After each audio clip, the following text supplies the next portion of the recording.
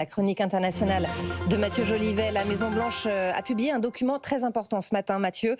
Il s'agit de la stratégie de défense nationale des États-Unis. C'est ni plus ni moins la vision nationale et internationale de Donald Trump, un concentré de sa doctrine choc. Oui, un document de 30 pages qui tire à boulet rouge sur 30 ans de politique post-guerre froide et qui finalement formalise la fureur de Donald Trump.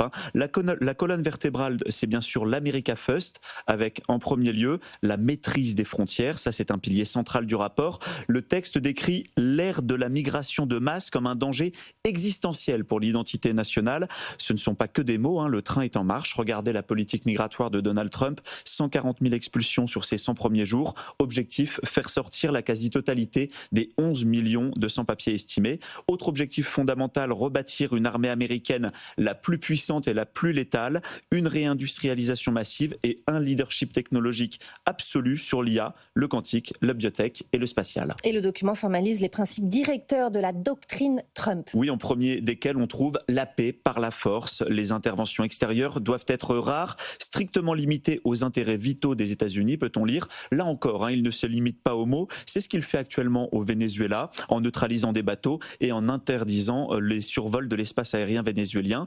Le rejet des institutions internationales qui, peut-on lire dans le document, sape la souveraineté. On a en tête la fureur de Donald Trump à la tribune de l'ONU en septembre dernier, qui méprisait et insultait l'institution. Enfin, il est écrit noir sur blanc dans le document officiel que tous les alliés doivent davantage assumer leur sécurité. On apprend par ailleurs aujourd'hui que le Pentagone veut transférer sa charge de la défense de l'OTAN aux Européens d'ici 2027. Et la stratégie de sécurité nationale des États-Unis fixe aussi des objectifs par région. Oui, Donald Trump hiérarchise les régions du monde et celle qui passe avant tout le monde, c'est le continent américain. Sa doctrine, c'est la Trump Corollary. Ça veut dire qu'aucune puissance extérieure ne doit installer des bases, par exemple militaires, des mines, des réseaux télécoms, bref, des actifs stratégiques dans l'hémisphère occidental, qui est le précaré des États-Unis. Deuxième priorité régionale de Donald Trump, c'est l'Asie. Là-bas, face à la Chine, il mise sur la dissuasion militaire. Les États-Unis renforcent leurs alliances en Indo-Pacifique, en particulier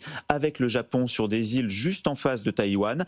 En Indo-Pacifique, il compte faire des alliances économiques avec ses alliés pour contrer la domination et les surcapacités chinoises dans la région. Enfin, l'Europe qui en prend pour son grade dans le document. Donald Trump anticipe un effacement civilisationnel de l'Europe, écrit-il. Si les tendances actuelles se poursuivent, le continent sera méconnaissable dans 20 ans ou moins, peut-on lire. Cette stratégie de défense nationale de 30 pages est donc assez spectaculaire.